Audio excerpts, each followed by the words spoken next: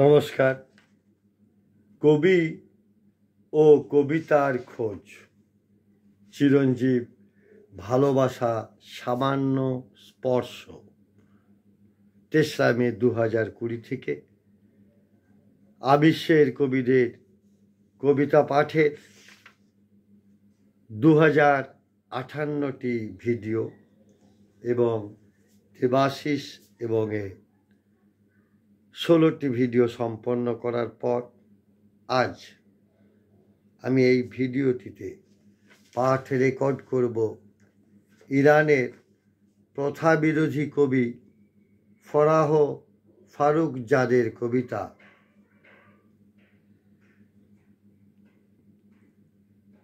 তিনি ইরানের প্রতিবাদী মহিলা কবি।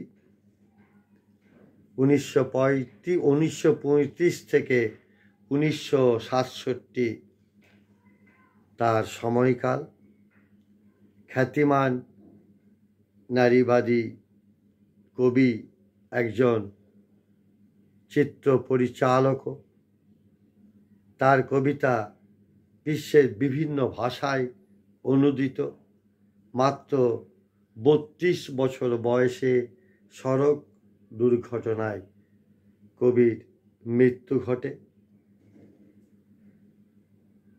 কবির কবিতাটি বাংলা ভাষায় এনেছেন সাইফ ফাতেউর রহমান। তার ওয়াল থেকেই কবিতা ও কবির ছবির সংগ্রহ। পড়ছি ইরানের প্রথা বিরোধী কবি ফরাহ ফারুকজাদের কবিতা সাইফ ফাতেউর রহমানের অনুবাদে। রক্তিম গোলাপ। রক্তিম গোলাপ। ফরাহ ফারুকজাদ।